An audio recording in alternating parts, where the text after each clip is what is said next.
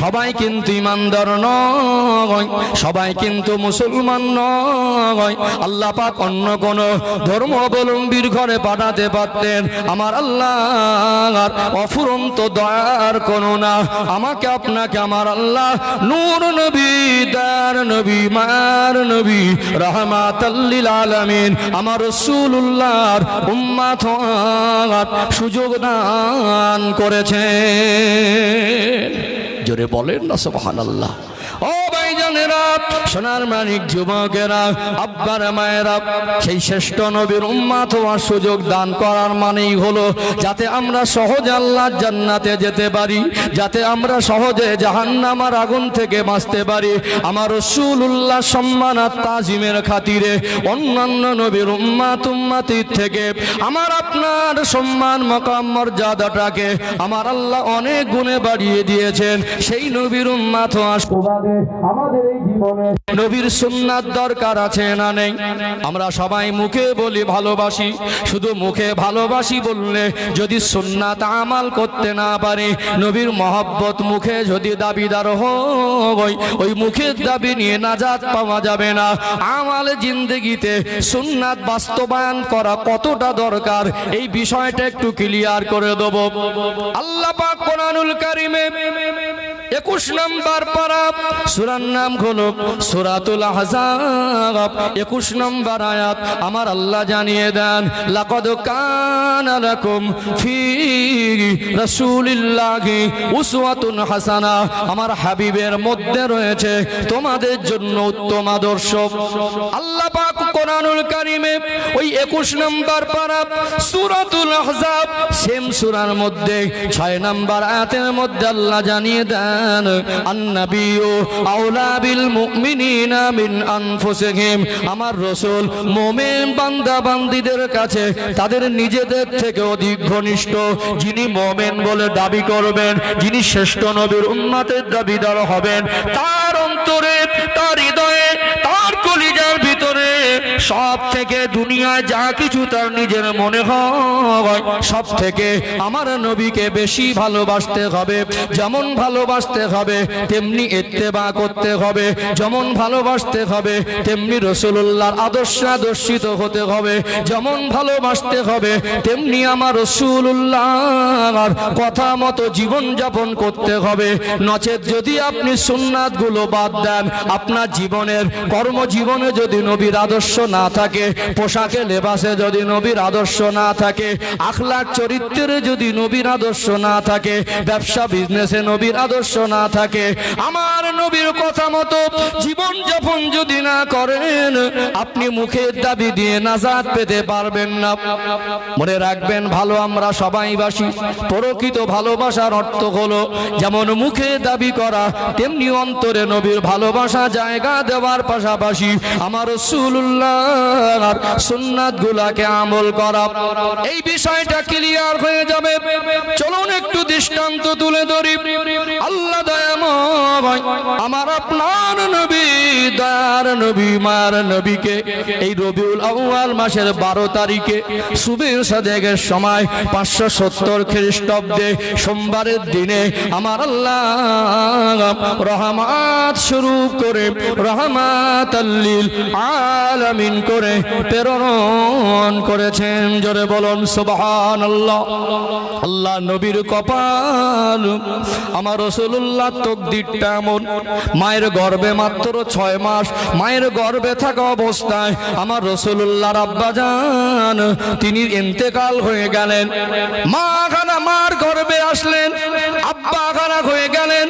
নবী আমার এই মাসে রবিউল আউয়াল মাসের 12 তারিখে রহমত স্বরূপ হয়ে দুনিয়ার জমিনে তশরিফ আনলেন। 2 সপ্তাহের মতো মা আমেনার কাছে ছিলেন। হ্যান্ড ওভার হয়ে গেল দুধপান করার জন্য আম্মা জান হযরতে হালিমাতুস সাদিয়া রাদিয়াল্লাহু আনহার কাছে দেওয়া হলো। আমার আপনার দয়ার নবী সাইয়্যিদুল মুরসালিন রাহমাতাল লিল আলামিন আমার রাসূলুল্লাহর জীবনের শৈশবকালে 4টে বছর মা হালিমাতুস সাদিয়ার কাছে অতিবাহিত হলো। 4 বছর পরে আল্লাহ নবী পুনরায় আবার মা আমেনার কাছে আসলেন। 4 বছরের বাচ্চা আমার রাসূলুল্লাহর চেহারা মোবারক আল্লাহ এত সুন্দর করেছিলেন, আমার রাসূলের মতো করে এত সুন্দর করে আল্লাহ সৃষ্টি জগতের মধ্যে আমার আল্লাহ আর কাউকে বানায় নাই। জোরে বলুন সুবহানাল্লাহ। আমার আপনার নবী 4 বছর বয়সে হালিমাতুস সাদিয়া রাদিয়াল্লাহু আনহার কাছ থেকে যখন মামেনার ঘরে আসলেন, ওই কুঁড়ে ঘরটা আমার রাসূলুল্লাহর আলোয় আলোকিত হয়ে থাকতো। মামেনা আমার নবীর চাঁদ মুখ দেখতেন। একদিকে যেমন আনন্দ, অপরদিকে স্বামীর কথাটা মনে পড়ে যেত। আমার এই কুঁড়ে ঘর আলো করে আল্লাহর প্রিয় হাবিব দয়ার নবীকে আমার আল্লাহ প্রেরণ করেছেন। আজ যদি আমার রাসূলুল্লাহর আব্বা বেঁচে থাকতেন, আজ যদি আমার স্বামী আব্দুল্লাহ বেঁচে থাকতেন, এমন একটা সোনার মানিক বাচ্চা পেয়ে তিনি কতটা খুশি হতেন। নবী আমার আম্মা জান আমেনাকে মধুর সুরে মা মা মা বলে ডাকতেন। মা আমেনা বলতেন, বাচ্চারা মাকে মা বলে ডাকে। আমার রাসূলুল্লাহর মা বলা ডাকের ভিতরে যেন আলাদা একটা তৃপ্তি হয়। আল্লাহ নবী যেন কুড়ে ঘরটা আলো করে রাখেন। আস্তে আস্তে বড় হচ্ছেন। 5 বছর এভারেজ বয়স হয়ে গেল, 6 বছরের মতো বয়স হয়ে গেল। মক্কা ছোট ছোট বাচ্চারা খেলাধুলায় মশগুল হয়। নবী আমার তাদের সঙ্গে কিছুক্ষণ খেলায় কথায় মশগুল হয়। সূর্যাস্তমিত পূর্ব মুহূর্ত, সন্ধ্যা ঘনিয়ে আসার কিছুটা আগে আল্লাহ নবী দেখেন ছোট ছোট বাচ্চাগুলা ধুলাবালি মেখে খেলায় মশগুল। তাদের আব্বা গোলা যখন আসে, ছোট ছোট বাচ্চাগুলা দূর থেকে দেখতে পেয়ে আব্বা আব্বা আব্বা বলে ছুটে ছুটে গিয়ে জড়িয়ে ধরে। ধুলামাখা বাচ্চাগুলাকে ধাক্কা দিয়ে সরিয়ে দেয় না, আদর মায়া মমতা দিয়ে বাচ্চাগুলার গায়ে ধুলা ঝেড়ে দিয়ে কেউ বা হাত ধরে, কেউ বা কোলে করে বাড়ি নিয়ে যায়। আমার রাসূলুল্লাহ এমনি করে 1 দিন 2 দিন 3 দিন দেখেন আমার নবীর মনে মনে হয় দুনিয়া আব্বা বলে কেউ একজন থাকে, আব্বা বলে কেউ একজন হয়। আমার কি দুনিয়া আব্বা বলে কেউ নাই? আমার যদি আব্বা থাকতো আমাকে কেন নিতে আসে না? আমার রাসূলুল্লাহ নূরানী পূর্ণিমা চাঁদের মতো চমকানো চেহারাটা মলিন হয়ে গেল, চোখ দুটা ছলছল করে। সন্ধ্যার সময় ঘরে ফিরলেন, মধুমাখা সুরে কান্না মাখা কণ্ঠে মা মা বলে ডাকলেন। মা আমেনা দেখলেন আজকে মনটা বড় খারাপ, আজকে রাসূলুল্লাহর মনটা বড় ভারী, চোখ ভরা পানি। ও বাবা মুহাম্মদ সাল্লাল্লাহু আলাইহি ওয়াসাল্লাম, কি হয়েছে বাবা? অমনি করে কেন মন খারাপ করো? কে তোমায় বকেছে? কে তোমায় মেরেছে? চোখ ভরা পানি নিয়ে আম্মা জান হযরতে আমেনা রাদিয়াল্লাহু আনহাকে বলেন, মা আমার কি দুনিয়া আব্বা বলে কেউ নাই? এমন চোখে পানি দেখে মা আমেনা চোখের পানি ধরে রাখতে পারেন না। কি ভাষায় বোঝাবো? আব্বা হারা সান্ত্বনা দিতেন। ও বাবা মুহাম্মদ সাল্লাল্লাহু আলাইহি ওয়াসাল্লাম, তোমার আব্বা দুনিয়া ছেড়ে চলে গেছেন, তোমার আব্বার কবরের কাছে একদিন নিয়ে যাব। 6 বছর আমার নবীর বয়স। মা আমেনার বাপের বাড়ি আমার রাসূলুল্লাহ নানার বাড়ি হলো মদিনা শরীফ, এর মধ্যে আর বাপের বাড়ি যাওয়া হলো না। আল্লাহ নবী বারবার আব্বার জন্য বিরক্তি করতেন। আমার রাসূলুল্লাহ দাদু আব্দুল মুত্তালিবের কাছে মা আমেনা গিয়ে অনুমতি চাইতে লাগলেন। মা আমেনা গিয়ে বললেন, আব্বা জান আমি একটু বাপের বাড়িতে যাব, আর আমার সোনার মানিক আব্বা আব্বা করে বিরক্তি করে, একটু আব্বার কবরটাকে দেখিয়ে নিয়ে আসবো। নবীজির দাদু আব্দুল মুত্তালিবের কাছ থেকে অনুমতি নিয়ে উম্মে আইমানকে সঙ্গে নিয়ে আম্মা জান হযরত আমেনা চলে গেলেন বাপের বাড়িতে। মদিনা শরীফে বাপের বাড়ি মা আমেনার কপালটা আল্লাহ মন করেছিলেন, এক তো স্বামীও চলে গেল, বাপের বাড়ি গিয়ে শুনলেন তানার আব্বা জান অর্থাৎ আমার নবীর নানা আব্দুল ওয়াহাব জুহুরি তিনিও দুনিয়া ছেড়ে চলে গেলেন। এক মাস মতো আম্মা জান হযরত আমেনা মদিনা শরীফে বাপের বাড়িতে অবস্থান করেছিলেন, কিন্তু মনে বড় দুঃখ ব্যথা। স্বামীও চলে গেলেন, জন্মদাতা পিতাও চলে গেলেন, বুন ভরা দুঃখ ব্যথা নিয়ে আবার পুনরায় মক্কার অভিমুখে রওনা হয়ে গেলেন। মনে পড়ে গেল স্বামীর কবরটা একটু জিয়ারত করব। মক্কা থেকে মদিনা আসার পথে আবওয়া নামক জায়গার অনুসন্ধান করলেন। আমার রাসূলুল্লাহর আব্বা জানের কবর মোবারকের কাছে গিয়ে দাঁড়িয়ে গেলেন, চোখের পানি আর রাখতে পারেন না। আমার রাসূলুল্লাহর 6 বছর মাত্র বয়স। আমার নবীকে বলেন, ও আমার সোনার মানিক, ও বাবা ছেলে, আব্বা আব্বা বলে বিরক্তি করো। তোমার আব্বা যদি দুনিয়ায় বেঁচে থাকতো তোমাকে উনি আদর করত। আমার কপাল আল্লাহ মন করেছেন, স্বামীর আদর বেশি দিন আমার নসিবে হয় নাই। যদিও আল্লাহ আমাকে বিশ্ব নবীর মা হওয়ার সুযোগ দিয়েছেন, কিন্তু আজ আমার স্বামীর জন্য আমি বড় কষ্ট পাই। কবরের ধারে দাঁড়িয়ে দাঁড়িয়ে ডুকরে ডুকরে কাঁদে আমার রাসূলুল্লাহ। আব্বার কবরের ধারে দাঁড়িয়ে 6 বছরের বাচ্চা মধুমাখা সুরে আব্বা আব্বা আব্বা বলে ডাকে। মরা মানুষের কবরের ধারে 6 বছরের এতিম নবী গিয়ে যতই ডাকে সাড়া পায় না। আমার রাসূলুল্লাহর ওই করুণ শুনে কান্না মাখা কণ্ঠে আব্বা আব্বা বলা ডাকে মনে হয় শুধু নবী কাঁদেন এমন নয়, মরুভূমির আকাশ বাতাস পাহাড়গুলো যেন নিস্তব্ধ হয়ে যায়। উম্মে আইমান কাঁদে, আম্মা জান আমেনা কাঁদে। আমার রাসূলুল্লাহর কপাল কাল্লা এমন করলেন, মা আমেনা ওই জায়গায় দাঁড়িয়ে দাঁড়িয়ে কাঁদতে কাঁদতে বুকের যন্ত্রণা শুরু হয়ে গেল। উম্মে আইমানকে বলেন, ও উম্মে আইমান, একটু আমাকে পানি দেন, পানি পান করে আর দাঁড়াবার মতো ক্ষমতা নাই, এত অসহ্য যন্ত্রণা। উম্মে আইমানকে বলেন, ও উম্মে আইমান, আমার মনে হয় আমি মারা যাব। এত বেশি যন্ত্রণা আমার জীবনে কোনোদিন হয়নি, তবে আমি যদি মারা যাই আমার এই সোনার মানিককে ওর দাদুর কাছে পৌঁছে দেবে। বাস্তবে তাই হলো। নবীজির আম্মা জান হযরত আমেনা জমিনে লুটিয়ে পড়লেন। উম্মে আইমান কি করবেন? তিনিও তো একজন মেয়ে মানুষ। আমার রাসূলুল্লাহ দিক আব্বা জানের কবরের ধারে দাঁড়িয়ে দাঁড়িয়ে কাঁদছেন। আল্লাহ পাক মা আমেনাকে ওই জায়গায় ইন্তেকাল করলেন, ইন্তেকাল হয়ে গেলেন। ইন্না লিল্লাহি ওয়া ইন্না ইলাইহি রাজিউন। নবী আমার আব্বাকে ডেকে পেলেন না, এবারে মায়ের গলা জড়িয়ে ধরে কাঁদে, মা আব্বাকে ডাকি বলে, আব্বাকে খোঁজ খবর করি বলে কি বিরক্তি করি বলে রাগ করেছেন। আমার রাসূল প্রথমে বুঝতে পারেন না যে মা মারা গেছেন।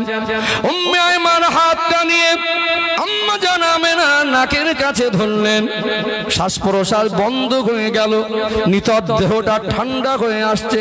বুঝতে পেরেছেন আম্মা জান আমেনা ইন্তেকাল হয়ে গেলেন। কি ভাষায় বোঝাবেন? সেদিন আমার নবী জীবনে এমন একটা কষ্টের স্মৃতি মনের মধ্যে গেঁথেছিল। আমার রাসূলুল্লাহ আব্বা জানের কবর দেখতে গিয়ে মাকে হারানোর স্মৃতি না ভুলতেন না। নবী আমার পরবর্তী সময়ে যতবার মদিনা থেকে মক্কায় গেছেন আর মক্কা থেকে মদিনা এসেছেন, ওই আবওয়া নামক জায়গায় গিয়ে আল্লাহ নবী আর কদম আগে বাড়াতে পারতেন না। দাঁড়িয়ে দাঁড়িয়ে কাঁদতেন, এত কান্না কাঁদতেন। আব্বা জানের আম্মা জানের কবরের ধারে কাঁদতে কাঁদতে বসে পড়তেন, হাঁটু দুটা উঁচু করে, মাথাটা হাঁটুর মধ্যে দিয়ে হাঁট করে, দুটা চোখের পানি টপ টপ করে গড়িয়ে যেত। সাহাবায়ে আমরা দেখতেন আল্লাহ নবীকে কাঁদতে দেখেছি, কিন্তু নবীজির আব্বা আম্মার কবরের ধারে দাঁড়িয়ে দাঁড়িয়ে এমন করে কাঁদেন, এমন করে তো কাঁদতে দেখি না। লম্বা সময় ধরে কাঁদতেন। সাহাবারা বলতেন, ইয়া রাসূলুল্লাহ রাসূলুল্লাহ, ইয়া হাবিবাল্লাহ, হুজুর বেয়াদবি মাফ করে, আপনাকে আমরা অনেক বেশি ভালোবাসি। আজকে আপনি এত কান্না কাঁদছেন, আপনার কান্না আমাদের আর সহ্য হয় না। আল্লাহ নবী বলেন, ও বাবা সাহাবীরা, আমাকে একটু কাঁদতে দেন। আমি আমার 6 বছর বয়সে আপনার কবর দেখতে এসে মাকে হারানোর স্মৃতিটা আজও ভুলতে পারিনি। আমার নবীর কপাল কাল্লা এমন করলেন, ওই জায়গায় মা আমেনাকে ওই এলাকার মানুষের সাহায্য নিয়ে উম্মে আয়মান তিনি ওই জায়গায় মা আমেনাকে দাফন করে দিলেন। আল্লাহ রসুলকে নিয়ে মক্কায় ফিরলেন। 6 বছর বয়স, আব্বা খানা মা খানা হয়ে গেলেন। দাদু আব্দুল মুত্তালিব তিনি তার ওই এতিম পোতা আমার রাসূলুল্লাহর দায়িত্বটা নিজের কাঁধে উঠিয়ে নিয়েছিলেন। আমার নবীর কপাল কাল্লা এমন করেছিলেন, দাদুর আদরও বেশি দিন পায় নাই। দাদুর আদরও বেশি দিন না, মাত্র 2 বছর। নবীজির আব্বারা ছিলেন মোট 10টা ভাই। একটা চলে গেলেন নবীজির আব্বাজান, 9টা ভাই তখন জীবিত ছিল। নবীজির 9টা চাচা। নবীজির 9টা চাচাদেরকে একদিন নবীজির দাদু আব্দুল মুত্তালিব ডেকে বলছেন, আল্লাহর নবীকে আল্লাহ এত সুন্দর চেহারা করেছিলেন, আমার নবীকে দেখলেই একটা ভালোবাসা তৈরি হতো। জোরে বলুন সুবহানাল্লাহ। এত বেশি আদর করতেন দাদু, চেষ্টা করতেন বাপ মা হারানো যে কষ্ট, এই কষ্টটা যেন আল্লাহ রসুলের মনে না পড়ে। অতিরিক্ত আদরের জিনিস তো, তিনি দুশ্চিন্তা করতেন। তার বয়স তখন 80+। নবীজি দাদু আব্দুল মুত্তালিব তদানীন্তন সময়ের কাবা শরীফের মতো আল্লি, খুব বিচক্ষণী জ্ঞানী মানুষ ছিলেন। মনে মনে করলেন, আমি যদি মারা যাই বাচ্চাটাকে কে দেখভাল করবে? তার 9টা ছেলেকে ডাকলেন, নবীজির আপন 9টা চাচাকে ডাকলেন। ডেকে নবীজি দাদু বলছেন, আমার তো বয়স হয়েছে, যদি আমি মারা যাই তো এই বাচ্চাটাকে কে দেখবে? নবীজির চাচারা বললেন 9টা ভাই মিলে, আব্বাজান একটা ভাই আমাদেরই ছোট ভাই আব্দুল্লাহ চলে গেলেন, আমাদের তো ভাই, এটা তো আমাদের ভাইপো, বাচ্চাটাকে সবাই আদর করি। তো আপনি যতদিন বেঁচে আছেন দেখছেন ঠিকই আছে, আপনি মারা যাবার পরে এত দুশ্চিন্তা করার কোনো ব্যাপার নেই। আমরা 9টা ভাই আছে, একটা এতিম ভাইপো কষ্ট দেবো না, অসুবিধা হবে না। আমার আপনার মতো মানুষ হলে বলতো ঠিক আছে থাক, দেখে নেবে। কিন্তু নবীজির দাদু এত বেশি ভালোবাসতেন, তিনি বললেন, না, তোমাদের এই কথাটা আমার পছন্দ হয়নি, তোমরা 9 জন মিলে দেখবে, এটা আমার পছন্দ হয়নি। আমার ইচ্ছা হচ্ছে তোমাদের মধ্যে যে কোনো একজন দায়িত্ব নাও। কারণ কি জানেন? একটা সময় বলবে ওই ভাইটা দেখেন, আমি কেন দেখব? একটা সময়কে কিছুদিন দেখার পরে কিছুদিন কাছে রেখে বলবে আমি অনেক দিন দেখেছি, বা তুই কিছুদিন দেখ, বলবে না? আল্লাহর নবী কষ্ট পাবেন, মনে মনে ব্যথা পাবেন। আর যদি আমার আব্বা থাকতো, আর যদি আমার মা থাকতো, তাহলে আজকে এর কাছে কিছুদিন, ওর কাছে কিছুদিন, ওর কাছে কিছুদিন, একটা জায়গায় থাকলে একটা মহব্বত, একটা আন্তরিকতা তৈরি হয়, বারবার ঘোরাফেরা একটা পরিস্থিতি তৈরি হবে। আল্লাহর নবীর দাদু আব্দুল মুত্তালিব বললেন, আমি চাইছি তোমাদের মধ্যে যে কোনো একজন দায়িত্ব নিক। নবীজির 9টা চাচা তখন হায়াতে, 9টার মধ্যে একটা নাম হলো আবু তালিব। নবীজির চাচা আবু তালিব ইনি কে? হযরত জাফর বিন আবু তালিব রাদিয়াল্লাহু আনহু। এই জাফর রাদিয়াল্লাহু আনহু নবীজির আপন চাচাতো ভাই। এই জাফর রাদিয়াল্লাহু আনহু একটা ভাই হলো হযরত আলী রাদিয়াল্লাহু আনহু। আলী রাদিয়াল্লাহু আনহু আব্বার জানের নাম হলো আবু তালিব, আলী ইবনে আবু তালিব। খুতবার ভিতরে অনেক সময় দেখেন না, হযরত আলী ইবনে আবু তালিব। এই আবু তালিব ইনি ছিলেন নবীজির আপন চাচা, আর আলী রাদিয়াল্লাহু আনহু ছিলেন নবীজির আপন চাচাতো ভাই, চাচাতো ভাই। আলী রাদিয়াল্লাহু আনহু আব্বাজান আবু তালেব বলল, আব্বাজান আপনি যখন চাইছেন যে কোনো একজনই দায়িত্ব নেই, তো এই এতিম ভাইপোটার দায়িত্ব আমি নিয়ে নেব, আর কোনো ভাইকে দেখার প্রয়োজন হবে না। আমি আপনার সঙ্গে কথা দিলাম, এই বাচ্চাটার দায়িত্ব আপনি যতদিন বেঁচে আছেন আপনার কাছে থাকছে, তারপরে আপনি মারা গেলেও দায়িত্বটা আমি পালন করব। ঠিক 8 বছর বয়স আমার রসুলের, দাদু চলে গেলেন। 8 বছর বয়স থেকে নবীজি চলে গেলেন চাচা আবু তালেবের কাছে। আল্লাহ নবীর যখন বয়স হয়ে গেল 50 বছর, কত বছর? 50 বছর। আর তখন নবীজির চাচা আবু তালেব মারা যাচ্ছেন, কলেমা পড়েনি।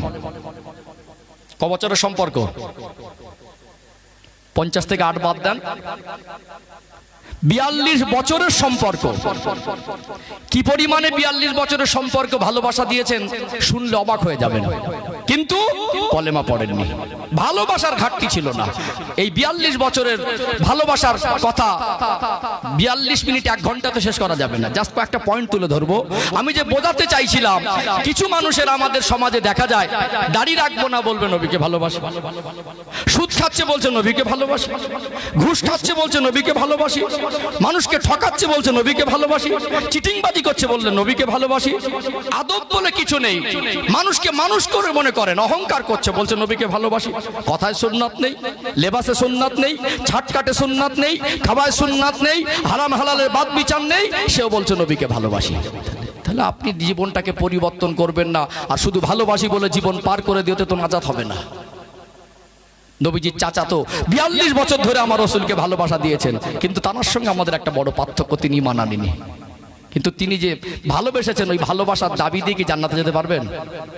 পারবেন না। চলুন, যাতে আমাদের জীবন পরিবর্তন করা সহজ হয়, আমরা যে মুখের দাবি দিয়ে আমাদের জীবনের প্রত্যেকটা দিন হায়াতে জীবন থেকে মাইনাস করে দিচ্ছি, না আমাদের কবরের চিন্তা, না আমাদের আখিরাতের চিন্তা, না রাসূলুল্লাহর শাফাআত সুপারিশি পাওয়ার আশা, এগুলো আমাদের মনে জাগে না।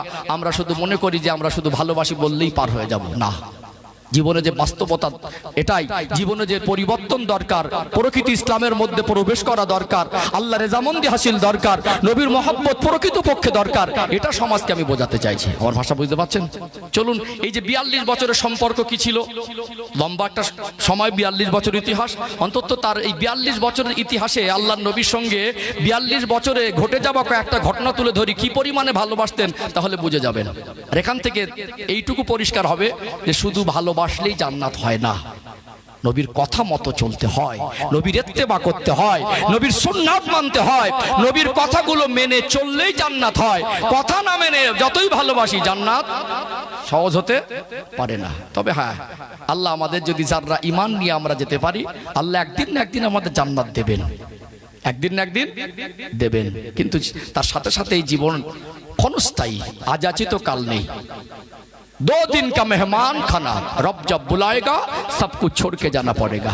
गाड़ी बाड़ी बीवी বাচ্চা, পরিবার, ব্যবসা, মাল সম্পদ, চাকরি, ডিগ্রি, অর্থ, যা কিছু আমার মনে করি শুধু চোখটা বন্ধ হবার অপেক্ষা। কি আমার বিবি আপনার, বাচ্চা আপনার, সন্তান আপনার। আজ এমন একটা কঠিন দিনে আমরা বসবাস করছি, এমন একটা কঠিন সময় মধ্য থেকে আমরা অতিবাহিত করছি। মানুষ মারা গেলেও আগের দিনে একটা ঘরের শোকের ছায়া থাকতো। কিসের ছায়া? একটা কান্নাকাটির আওয়াজ আসতো, বাড়িটা নিস্তব্ধ হয়ে থাকতো। এখন মানুষ মরে গেছে, জানাজার আধ ঘন্টা বাকি, পাশে কিছু মানুষ দাঁড়িয়ে খিলখিল করে হাসছে। লোকটা মারা যাবার পরে একটা দিন পার হয়নি, ওই বাড়ির ভিতর থেকে নাতি পোতারা, বউ মায়েরা খিলখিল করে হাসির আওয়াজ পাওয়া যাচ্ছে। সেই কান্নার দিন আর নেই, মনে করছে বোঝাটা খালি হয়েছে। জীবন তৈরি করুন, নবীর মহব্বত অন্তরে জাগা দেন, নবীর সুন্নাত আমলে জিন্দেগিতে বাস্তবায়ন করেন। এই ভালোবাসা যদি সুন্নাতের আমল বাস্তবায়ন করতে পারি, মানে হাব্বা সুন্নতি ফাকাদ হাব্বানি, নবী বলছেন তোমরা আমার সুন্নাতকে ভালোবাসো, ওই ভালোবাসাটাই আমি রাসূলের ভালোবাসা হবে। জোরে বলুন, ওমান আহাব্বানি কানা মাই ফিল জান্নাহ। যদি সেই ভালোবাসার মতো বাসতে পারো, সুন্নাতের আমল করতে পারো, ওটা আমার ভালোবাসা হবে। আর ওই ভালোবাসার কারণে আমি আর ওই ব্যক্তি আল্লাহ জান্নাতে এক জায়গায় থাকবো। জোরে বলুন। ও ভাইজানেরা, সোনার মানিক যুবকেরা, আব্বার মায়েরা, যেহেতু নবী দিবসের মাহফিল, আমি বোঝাতে চাইছিলাম আজকে আলোচনার বিষয়বস্তু হলো প্রকৃত নবীর ভালোবাসা কি। নবীর জীবনে এই জন্য একটু তুলে ধরছিলাম। চলুন একটু আগে বাড়ি। আল্লাহ দয়াময় আমার আপনার নবী, দয়ার নবীর কপালকে এমন করলেন, 8 বছর বয়সে দাদুকে হারিয়ে ফেললেন, 6 বছর বয়সে মাকে হারালেন, মায়ের গর্ভে 6 মাস আব্বাজান চলে গেলেন। এই 8 বছর বয়সে নবীজির দাদু আব্দুল মুত্তালিব ওয়াদা অনুযায়ী আমার রাসূলুল্লাহকে নিজের কাছে টেনে নিলেন। আমার রাসূলুল্লাহ দেখভালের দায়িত্ব পালন করতে লাগলেন। আমার নবীকে এত বেশি ভালোবাসতেন, আমার রাসূলকে এত বেশি মহব্বত করতেন, যেখানেই যেতেন হাত ধরে ধরে নিয়ে যেতেন। 8 বছর বয়স, আল্লাহ নবী যখন ঘুমাতেন, নবীজির চাচা আবু তালেবের গলাটা জড়িয়ে ধরে ঘুমাতেন। তিনি কত সৌভাগ্যবান, তার ওই সময় যদিও তিনি ঈমান আনেননি, তার জন্য জান্নাত নয়, তবে ওই সময় তার জীবনের কষ্টের মেহনতের উপার্জন করা পয়সা দিয়ে আল্লাহর প্রিয় হাবিবকে লালন পালন করা, আল্লাহ রসুলকে কিছু খেতে দেওয়া, এটা কত বড় সৌভাগ্যের। 12 বছর বয়স হয়ে গেল, 4 বছর চাচা জানের সঙ্গে গভীর মহব্বতে ডুবে গেলেন। তদানীন্তন সময়ে মক্কার মানুষের, এক শ্রেণীর মানুষের ইনকাম অফ সোর্স, অর্থ উপার্জনের মাধ্যম ছিল ব্যবসা। মক্কার জমিন থেকে ব্যবসার মাল নিয়ে শামে চলে যেত। ব্যবসার সিজনে শামে মাল বিক্রি করলে অনেক টাকা লাভ হতো। ব্যবসার সিজন মক্কার ব্যবসায়ীরা একটা দিন ঠিক করলো যে যার মাল নিয়ে মক্কার জমিন থেকে মাল কিনে নিয়ে শামে চলে যাবে। আল্লাহ নবীর কাছে খবর হয়ে গেল, নবীজির চাচা আবু তালেব তিনিও ব্যবসার মাল নিয়ে যাবেন।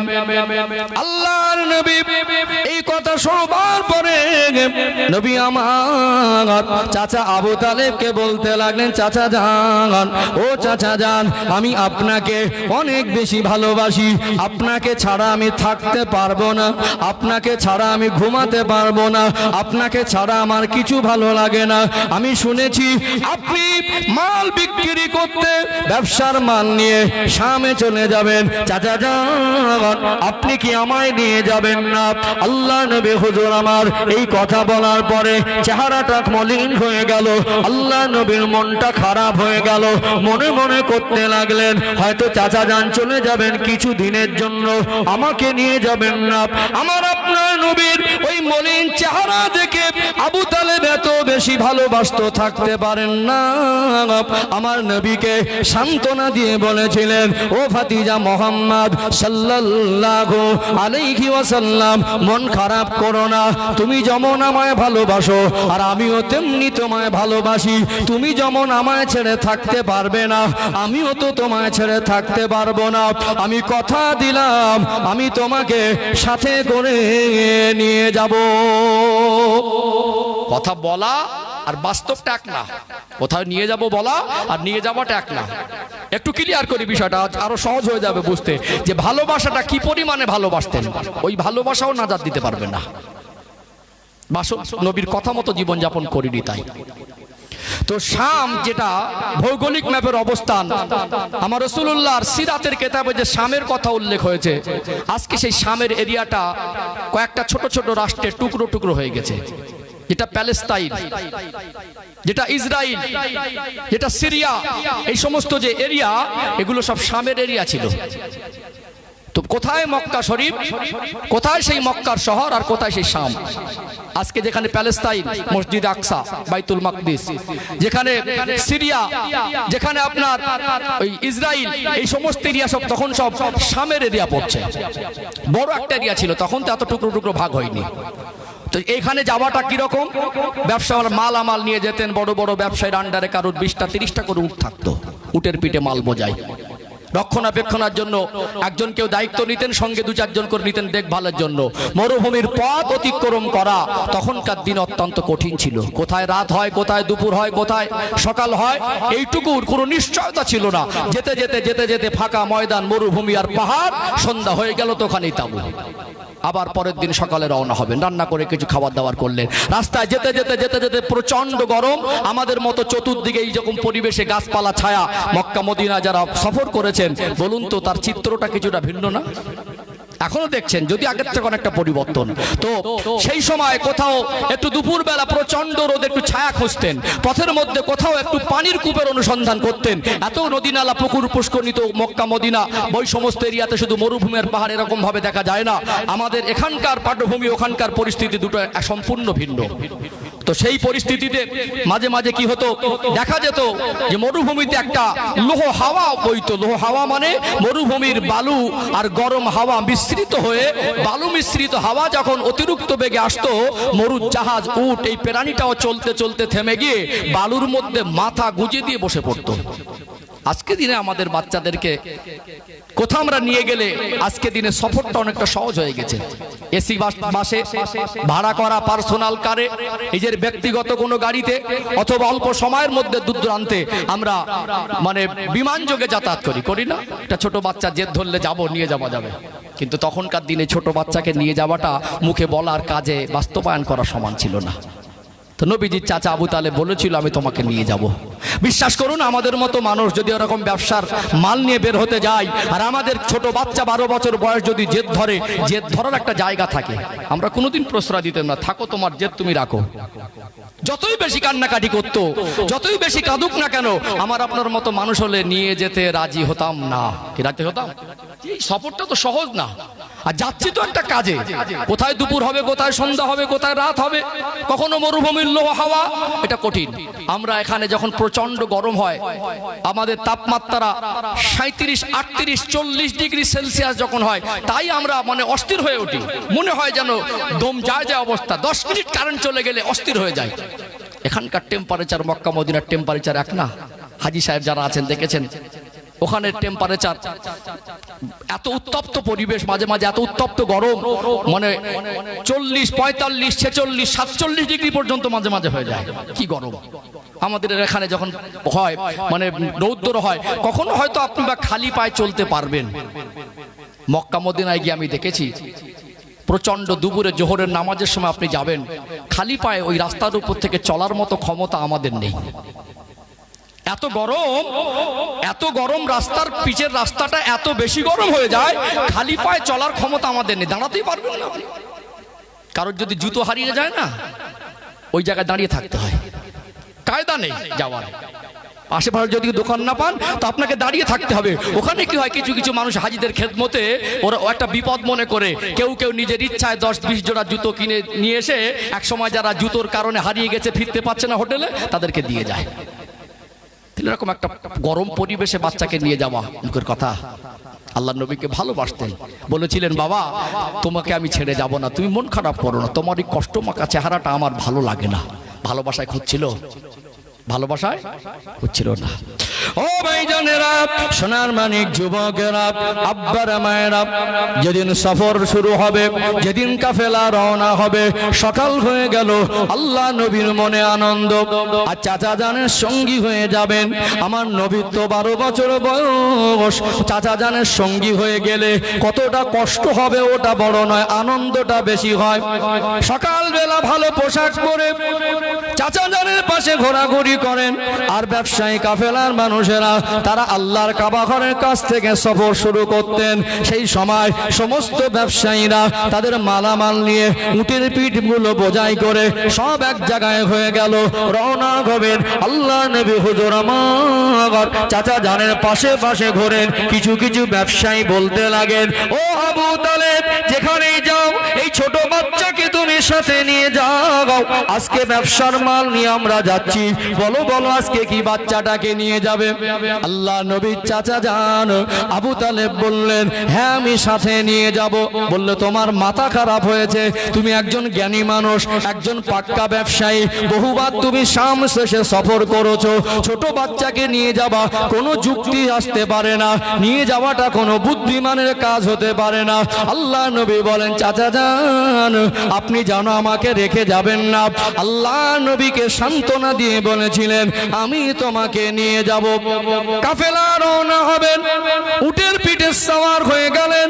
আল্লাহ নবীকে বলেন, ও বাবা মুহাম্মদ সাল্লাল্লাহু আলাইহি ওয়াসাল্লাম আপনি উঠে আমার পিছনে বসে আমাকে জড়িয়ে ধরেন। উটটার পিছনে আল্লাহ নবী বসলেন, চাচা আগে বসলেন, উটের লাগামটা ধরে টানে আর উটটা ওঠে না।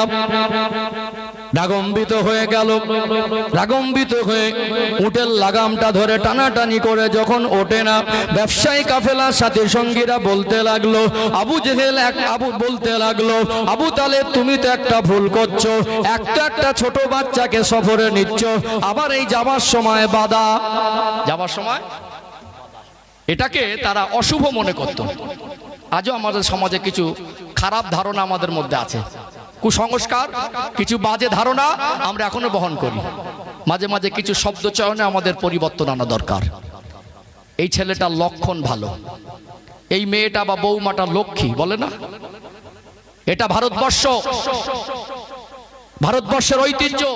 এই দেশের ভিন্ন ভাষাভাষীর মানুষ, ভিন্ন ধর্মাবলম্বীর বসবাস, এটা ভারতবর্ষের সৌন্দর্য। আমার দেশ সংবিধান অধিকার দিয়েছে যে যার ধর্ম ব্যক্তি স্বাধীনতায় পালন করে, কারোর কোনো আপত্তি থাকে না। যদিও আজকে চিত্রটা পাল্টানোর চেষ্টা করছে, তারপরে বলবো শিক্ষিত সমাজ তারা অবশ্যই সম্প্রীতি নিয়ে চলছে আর আগামীতেও চলবে, কোনো চক্রান্তে আমরা পা দেব না। তারপরেও আজকে দুঃখজনক কিছু ঘটনা আমরা দেখতে পাচ্ছি ঘটছে, এর নিষ্পত্তি না হলে আগামী দিন দেশের উন্নতির জায়গায় অবনতি ছাড়া আর অন্য কিছু হবে না। এসব অযোগ্য ব্যক্তিকে ক্ষমতায় বসানোর ফলাফল। আজকে অযোগ্য ব্যক্তিকে ক্ষমতায় বসালে অসৎ ব্যক্তিরা যখন ক্ষমতা দখল করে তখন দেশের মানুষের দেশের ভিতরে আর শান্তি থাকে না। সম্মানিত ভাইরা, আল্লাহর কাছে দোয়া করি আল্লাহ আমার দেশকে অসৎ মানুষের হাত থেকে নিয়ে যারা দেশের দশের ভালো চায়, সম্প্রীতি চায়, যারা মানুষের ভালো চায়, আল্লাহ তাদের ক্ষমতার আসন দান করেন, বলেন আল্লাহুম্মা আমিন। যদিও আমি রাজনৈতিক কোনো নেতা নয়, আমার ব্যাকগ্রাউন্ডে কোনো রাজনীতির রং নেই, আমি কারোর পক্ষে বিপক্ষে কথা বলি না, এটা জলসা মাহফিলের মজলিস। আমি আমার নীতি আদর্শ নিয়ে, আমি আমার ব্যক্তি পরিচয় নিয়ে চলতে পছন্দ করি। যাই হোক সম্মানিত ভাইরা, যে কথা বলছিলাম, এখানে প্রসঙ্গ এসেছে দুটো, একটা কথা বলি। কিছু কিছু মানুষ মনে করে বৌনি বেলায় একটা বিক্রি করবে, ওই সময় বাকি দিলে দিনটা ভালো যাবে না। একটা মানুষ সত্যিকারে যদি তার লেনদেন ভালো হয়, সত্যিকারে তার লেনদেনটা যদি ভালো হয়, এখন সমাজে কিছু চিটিংবাজ আছে যাদের জন্য সৎ মানুষ, ভালো মানুষের উপর ইফেক্ট আসছে। মানুষকে খেয়ে দেবো না, টাকা ধার নেবো, চাইতে আসলে ঝামেলা করব, টাকা ধার নেবার সময় ভালো ব্যবহার করব, দেবার সময় গরম হবো, আছে না কিছু সমাজে চিটিংবাজ, ধোকাবাজ আছে না? ইসলাম বলে আল্লাহ যদি তোমার অর্থ দেয়, রসুলের শিক্ষা, একটা অসহায় মানুষের পাশে তুমি দাঁড়াবে। ইসলাম বলে একজন মানুষ মানুষকে ভালোবাসবে, প্রতিবেশীর সঙ্গে সুসম্পর্ক স্থাপন করবে।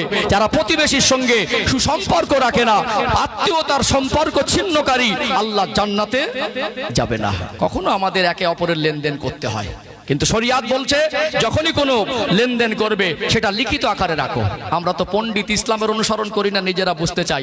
এখন যদি কেউ বলে ভাই তুই আমার কাছ থেকে 3 দফায় বা 4 দফায় তোকে টাকাটা দেবো, 10,000 দে, বা ব্যবসার কোনো চুক্তি হয়, সেখানে লেখাপড়ার কথা তুললে বলে তুই আমাকে অবিশ্বাস করছিস।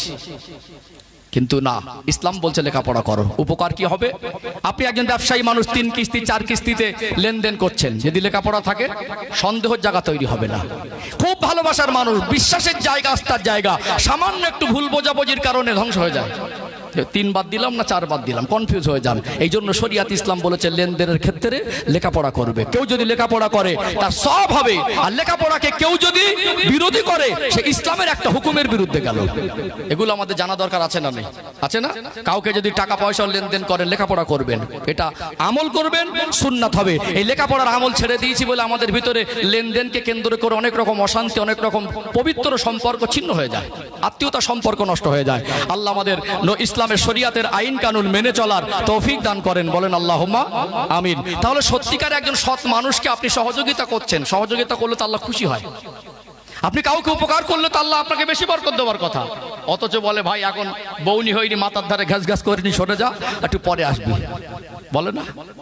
তারপরে বলবেন বাড়ির কিছু হলে অলক্ষণে, কেন বলছেন অলক্ষণে?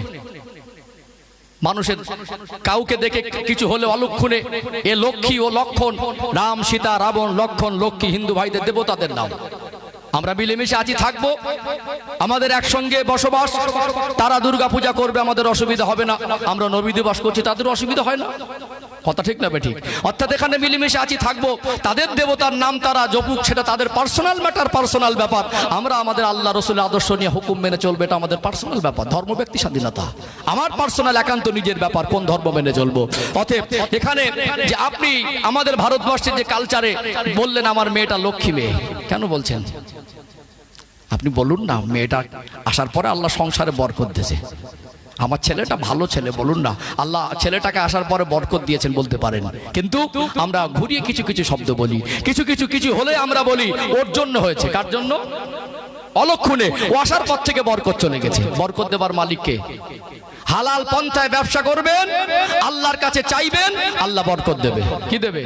আল্লাহ বরকত দেবে ইনশাআল্লাহ। তারপরে দেখবেন আমাদের কিছু ধারণা, ওই যেমন বলছিলাম না যে কাউ কিছু ঘটে গেলে বলে অলক্ষণে তোর জন্য হচ্ছে। আবার কেউ কেউ মনে করে মানুষ মরে গেলে রুহু বাড়ি আসে, বলে না? আমি বলছিলাম, কালকেও বলছিলাম মাহফিলে, কয়েকদিন আগে আমার কাছে একটা কল আসে, বললো হুজুর আমার আব্বা মারা গেল, আর ওই ঘরটাতে কয়েকটা দিন আমার প্রতিবেশীরা বলছে ঘুমাস না, ওখানে আত্মা আসে, গলা টিপে দেবে। যে ঘরে মানুষ মারা যায় ওই ঘরে অনেকে কেউ ঘুমাতে চায় না। কেন? ভয় লাগে। কেন ভয় লাগে? আত্মা আসে, ধারণা। আল্লাহ বান্দাকে যখন ডেকে নেন, ইন্তেকাল হয়, তার রূহ, তার আত্মা, যেটাকে জান বলি, রূহ বলি, আত্মা বলি, ওটা আল্লাহর হুকুমে চলে যায়। যদি নেককার হয়, যদি দিনদার হয়, যদি ভালো মানুষ হয়, জান্নাতে যাওয়ার মতো উপযুক্ত জীবন তৈরি করতে পারে, ওই রুহুটাকে আল্লাহর ফারিস্তারা জান কবজ করার সময় জান্নাতি রেশমি রুমাল নিয়ে তাকে সম্মান করে, তাকে মরণটা অত্যন্ত সহজ করে দিয়ে ওই রুহুটাকে নিয়ে আলা ইল্লিনে সম্মানিত জায়গা আল্লাহ রেখে দেন। আল্লাহ পাক কোরআন শরীফে 30 নম্বর পারায় সূরাতুল ফাজরের শেষ আয়াতে বলছেন, ইয়া আইয়াতুহান নাফসুল মুতমাইন্না ইরজিই ইলা রাব্বিকি রাদিয়াতাম মারদিয়া। হে পবিত্র আত্মা, তুমি তোমার রবের সন্তুষ্টির দিকে এসো।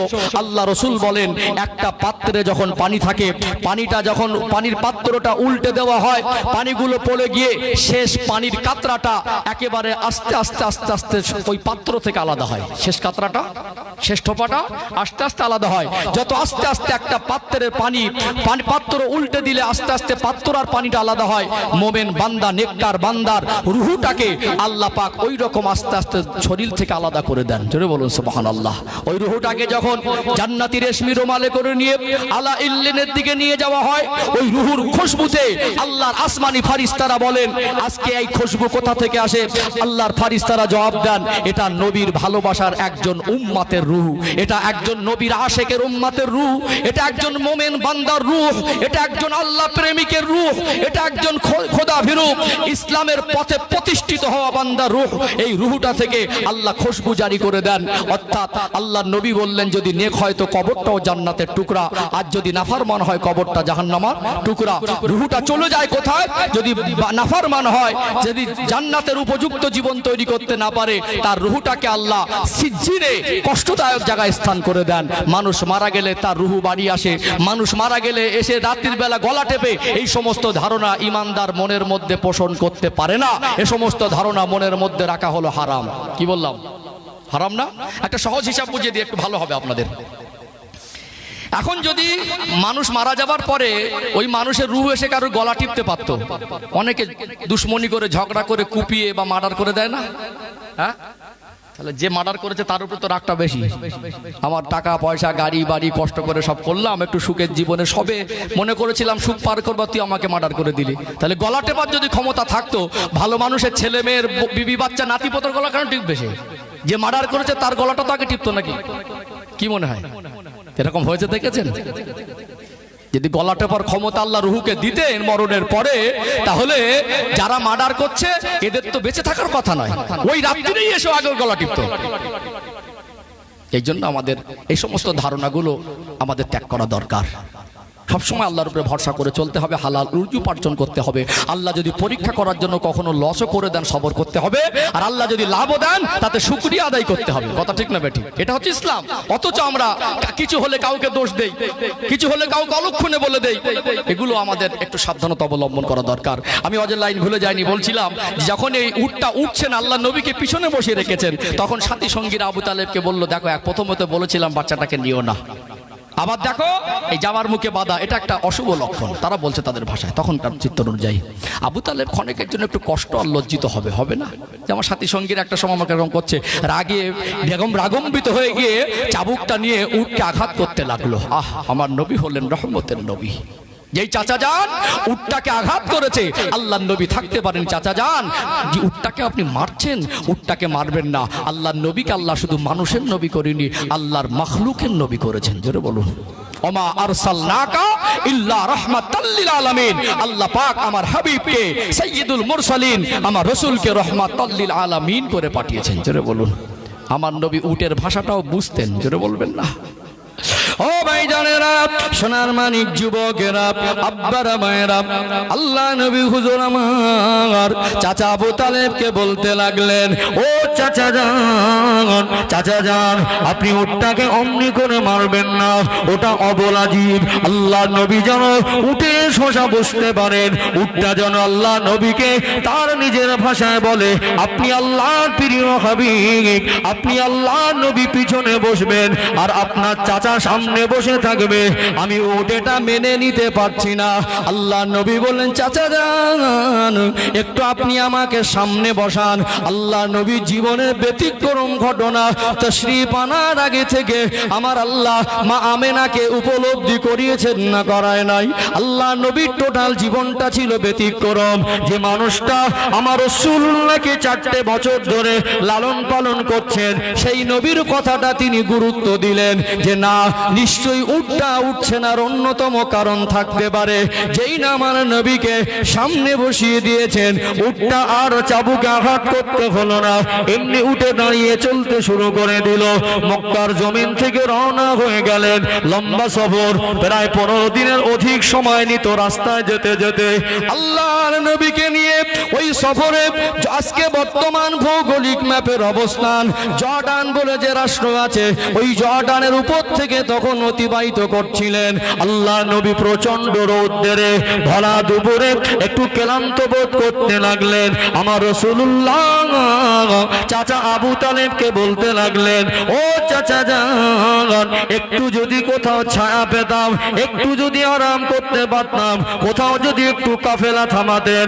আল্লাহ নবী চাচা যান আর তার সাথী সঙ্গীরা একটু অনুসন্ধান করে একটা গাছ পেলেন। আল্লাহ নবী নেমে প্রখর রৌদ্রে ভরা দুপুরে ওই গাছের তলায় বসে একটু আরাম করেছিলেন। আজকে আমরা যখন লম্বা সফর করি, পায়ে হেঁটে যাই, কষ্টের সফর, কখনো কোথাও একটু বসার জায়গা পেলে একটু তৃপ্তি হয় কি হয় না? নবী আমার ওই গাছের পিছে হেলান দিলেন। আল্লাহ নবীর নূরানি পিঠ মোবারক লাগিয়ে গাছের তলায় বসেছিলেন। ওই গাছটা আল্লাহ নবীকে ছায়া দিয়েছিলেন। আমার রাসূলুল্লাহ ছোঁয়ার বরকতে, এটা 2026 সাল, জর্ডানের জমিনে ওই রাসূলুল্লাহ ছোঁয়া লাগা গাছটাকে আমার আল্লাহ দয়াময় আজও পর্যন্ত জীবিত জিন্দা রেখে দিয়েছে। জোরে বলেন না সুবহানাল্লাহ। নারে তাকবীর, নারে তাকবীর। খলিশাদি গ্রামবাসী বিন্দু, বিশ্ব নবী দিবস, এ মাহফিলের কমিটি সাহেবানগণ, হিজবুল্লাহ, সিলসিলা হক মুজাদ্দিদে জামান, নারে তাকবীর। ও সেই গাছটা আজও পর্যন্ত জীবিত। 1400 বছরের গাছ আমাদের দেশে আছে? নেই। এটা রাসূলুল্লাহ ছোঁয়ার বরকত। ওই গাছটা আজও সাক্ষী দেয় আল্লাহর নবী 12 বছর বয়সে চাচা জানের সঙ্গে সফর করেছিল। ফেসবুকে মাঝে মাঝে ছবি দেখবেন, একটা বৃহৎ গাছের ছবি, সাহাবী গাছ বলে প্রচার করে। ওখানকার মানুষেরা বলে শাজারাতুন মুবারাকা, এটা বরকতময় গাছ। আল্লাহর নবী হুজুর আমার চাচা জানের সঙ্গী হয়ে শামের পথে রওনা হয়ে গেলেন।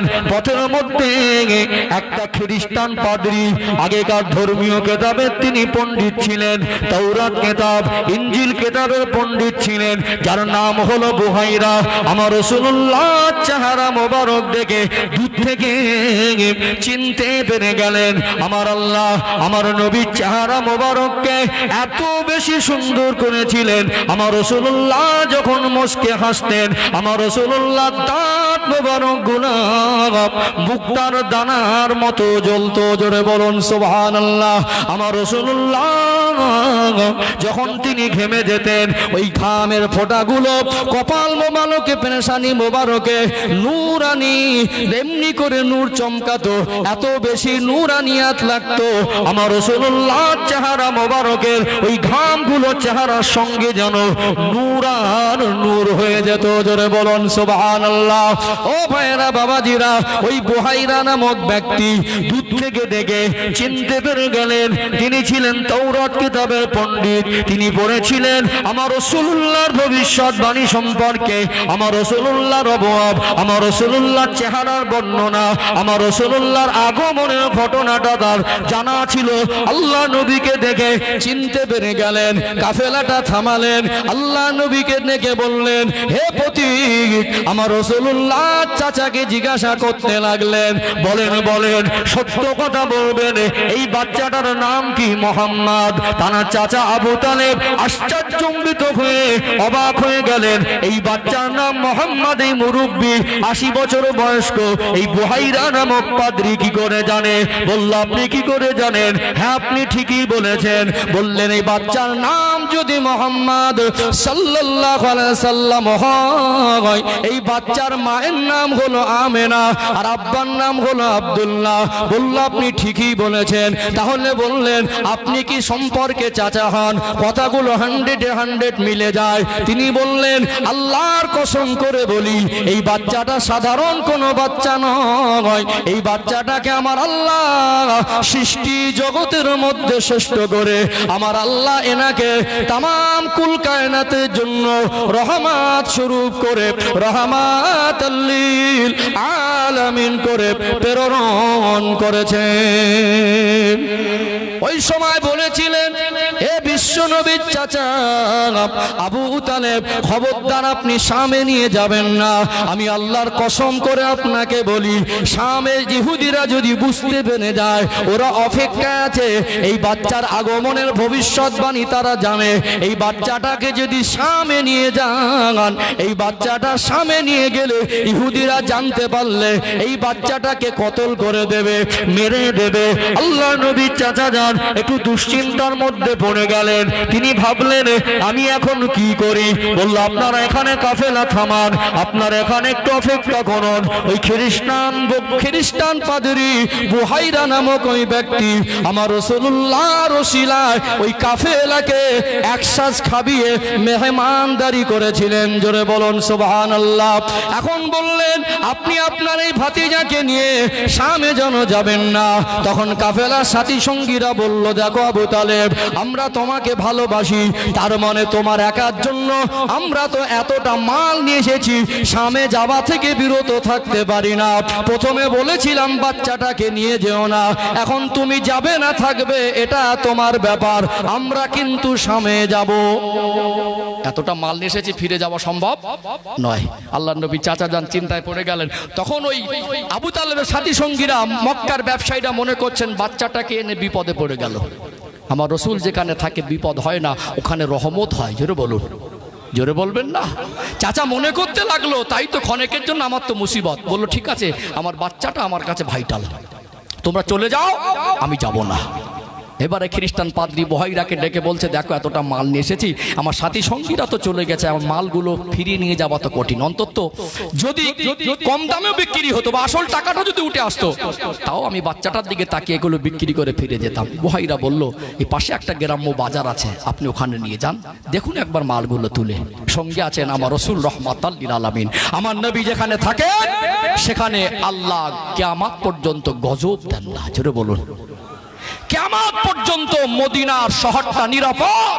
কিয়ামত পর্যন্ত যতদিন না কিয়ামত হচ্ছে, কিয়ামত পর্যন্ত আমার আল্লাহ কোন রকম গজব, কোন রকম আমার আল্লাহ মদিনার জমিনে কোন দুর্ভিক্ষ আর গজব আল্লাহ দেবেন না। জোরে বলবেন না।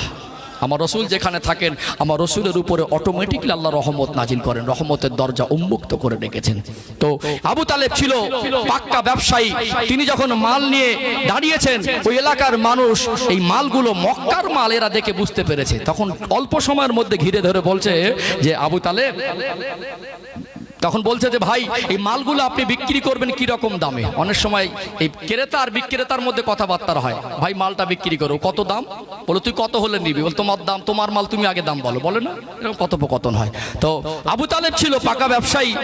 যখন ওই এরিয়ার গ্রাম্য মানুষজন এসে ঘিরে ধরে বলছে ভাই কিরকম দামে দেবেন, উনি বললেন যে আমার তো নতুন জায়গা, আন্দাজে দাম না বলে এমন দাম বলবো ছিটকে বেরিয়ে যাবে, লাস্টে আমার বিপদ বেড়ে যাবে, এই মাল নিয়ে কোথায় যাবো এখন, আমি সাথী সঙ্গে চলে গেছে। তো বললো আপনারা কিরকম দামে নিতে পারবে বলুন না। তো তখন বললেন যে আমরা শামে থেকে ফের মাল কিনে আনবো, আমাদের বাড়ির কাছে এসেছে, এটা নিয়ে নেই, মালগুলো ভালো মাল। তো আবু তালেব বলেছিল যে যতটুকু আমি আশা করে এসেছিলাম আমার রাসূলুল্লাহ সম্মান আর তাজিবের খাতিরে আল্লাহ আমার প্রতি এত রহমত করলেন যে ওই মালগুলো শামে নিয়ে গিয়ে যতটা লাভের আশা করেছিলাম আল্লাহ আমার রাসূলের বরকতে তার থেকে দ্বিগুণ লাভ দিয়েছিলেন। জোরে বলুন।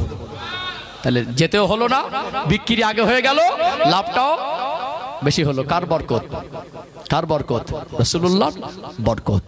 তাহলে শামের ইতিহাস, আল্লাহর নবীকে সাথে করে নিয়ে যাওয়া, ছোট বাচ্চাকে এত ভালোবাসা দেওয়া, ভালোবাসা ঘাটতি ছিল? এই ভালোবাসা নাজাত দিতে পারবে? পারবে? কলেমা পড়িনি। ওমা আতাকুমুর রাসূলু ফাখুযুহু ওমা নাহাকুম আনহু ফান্তাহু। আল্লাহ বলেন আমার নবী যেটা তোমাদের আদেশ করেন সেটাকে তোমরা মানো, নবী যেটা নিষেধ করেন ওটাকে তোমরা বর্জন করো। আবু তালেবের ভিতরে নবীর কথা মানার আমল ছিল না, ইসলামের আদর্শ ছিল না, ঈমানটুকু ছিল না। বাকি ভালোবাসা যে পরিমাণে দিয়েছে ভালোবাসার ঘাটতি ছিল না। আমরাও মুসলমান সে কাফের এই পার্থক্যটা আছে, তারপরেও আমাদের মধ্যে কিছু মানুষের চিন্তা ওই রকম, মনে হয় শুধু মুখেই বললেই পার, মনে হয় মুখে বললেই পার। এক একটা মাস বাড়িতে 5 জন 7 জন মানুষ, একটা কেউ নামাজ পড়ে না। বুঝতে পারছেন না? একটা মাসের ভিতরে বাড়ির ভিতরে একটা লাইন কেউ কোরআন তেলাওয়াত করলো না। শুধু নবী দিবস করে জলসা দেবেন, মুখে বলবেন নবীকে ভালোবাসি, এইটুকু যথেষ্ট নয়। অবশ্যই এটা ভালো কাজ, অবশ্যই নবী দিবস দেবেন, অবশ্যই আসবেন, অবশ্যই যে ভালোবাসি বলছেন 1000 বার বলবেন। এটা আপনার সৌভাগ্য, এটা আপনার গর্বের, এটা আপনার ফখরের, এটা আপনার আনন্দের। তার সাথে সাথে ভালোবেসে নবীর আদর্শটাও বুকে পেতে নিতে হবে। কথা ঠিক বলছি না ভুল বলছি? চলুন আরেকটু আগে বাড়ে, আরেকটু ক্লিয়ার হবে ইনশাআল্লাহ। আমি বলছিলাম না 42 বছরের সম্পর্ক, ক বছরের? 42 বছরের। এখন তো 12 বছর পার হতে পারলাম না। একটু তাকবীর দেন তো, নারে তাকবীর। মাশাআল্লাহ, খুব সুন্দর পরিবেশ। আরেকটু আওয়াজ দেন, নারে তাকবীর। সিলসিলায়ে হক মুজাদ্দিদে জামান হিজবুল্লাহ ভাইজান হুজুর কিবলা, নারে তাকবীর। আমাদের পরবর্তী বক্তা আওলাদে মুজাদ্দিদে জামান, আমার অত্যন্ত প্রিয় পীরজাদা মুশফিকিন সিদ্দিকী ভাইজান হুজুর কিবলা তাশরীফ এনেছেন। যত সময়ে আপনাদের খেদমতে আসবেন, যতক্ষণ না আসছেন তো আমি আছি। ভাইজান সম্ভবত আমার এখন ঘড়িতে বাজে 10:30 মতো, ভাইজান 11টা আসবেন ইনশাআল্লাহ। আরো আধ ঘন্টা আপনাদের কাছে আছি ইনশাআল্লাহ। আর একটু আগে বাড়াই তাহলে বোঝা যাবে। আমি জাস্ট এটাই আপনাদেরকে সচেতন করছি যে আমরা মসজিদে আসবো না, নামাজ শুদ্ধ করব না, বিবিকে পর্দায় রাখবো না, মেয়েদেরকে পর্দায় রাখবো না, আমাদের বাচ্চাদেরকে ইসলামের শিক্ষায় শিক্ষিত করব না। আমরা বাপ এক ঘরে মোবাইল, ছেলে এক ঘরে মোবাইল, বৌমা এক ঘরে সিরিয়াল খতম করবে, শাশুড়ি এক ঘরে নাটক খতম করবে, কোরআন শরীফগুলো ওইভাবে তোলা থাকবে। ঘরের ভিতরে নামাজের মশাল্লাগুলো আজমি শরীফ থেকে কিনে আনবেন, ফুরফুরা শরীফ থেকে কিনে আনবেন, মক্কা শরীফ থেকে কিনে এনে আলমারিতে তুলে রাখবেন। আজান হবে, বাড়িতে কথা বন্ধ হবে না, সপ্তাহ চলে যাবে, সন্তানগুলো নামাজ পড়বে না, বাবা মা পড়বে না, আর শুধু বলবো নবীকে ভালোবাসি এই দোহাই দিয়ে মনে করবেন জান্নাতে চলে যাব। এটা যেমন কঠিন সহজ নয়, এটা ঠিক নয়, এটা প্রকৃত ইসলাম মানা নয়, এটা প্রকৃত নবীর ভালোবাসা নয়। এটা আমি একটু ক্লিয়ার করে বোঝাতে চাইছি। লাইন বুঝতে পারছেন তো? ও ভাইজানেরা, সোনার মানিক যুবকেরা, আব্বারা মায়েরা, আল্লাহ নবীকে যে পরিমাণে ভালোবেসেছিলেন ওই ভালোবাসায় কোনো ঘাটতি ছিল না। কিন্তু ভালোবাসার পরও জান্নাতে যেতে পারবে না, কেননা তিনি যেমন ঈমান আনেন না ঠিক তেমনি আমার রাসূলুল্লাহর কথা মতো জীবন যাপন করেন নাই। আল্লাহ নবীর বয়স হয়ে গেল 40 বছর। আমার রাসূলুল্লাহকে আল্লাহ দয়াময় রমাদানুল মুবারক মাসে লাইলাতুল কদরের রাতে আমার আল্লাহ দয়াময় জাবালে নূর পাহাড়ে গারে খেরাতে আমার রাসূল ধ্যানে মশগুল ছিলেন। কোরআনুল কারীমের সর্বপ্রথম আয়াতের মধ্যে সূরাতুল আলাকের প্রথম 5টা আয়াত নাজিল করে দিলেন। 40 বছর বয়স আমার আল্লাহ আমার নবীকে নবুয়ত দিলেন। নবী আমার নবুয়ত পাওয়ার পরে প্রথম 3টে বছরে গোপন ইসলাম প্রচার করলেন। আমার রাসূলুল্লাহর বয়স হয়ে গেল 43 বছর। 43 বছর বয়সে আল্লাহ পাক আবার পুনরায় ওহী করলেন, ওয়ানজির আশিরাতাকাল আকরাবিন। আমার হাবিব আর লুকিয়ে নয়, এবার প্রকাশ্যে আপনি দ্বীনের দাওয়াত শুরু করেন। আপনার যারা নিকটস্থ আত্মীয় আপনি তাদেরকে ভয় প্রদর্শন করুন। আখিরাত সম্পর্কে, আযাবে জাহান্নাম সম্পর্কে আপনি তাদেরকে ভয় দেখান। নবী আমার যখন 43 বছর বয়স হয়ে গেল আল্লাহর আদেশ পেয়ে পুনরায় প্রকাশ্যে কলেমার বাণী প্রচার শুরু করলেন।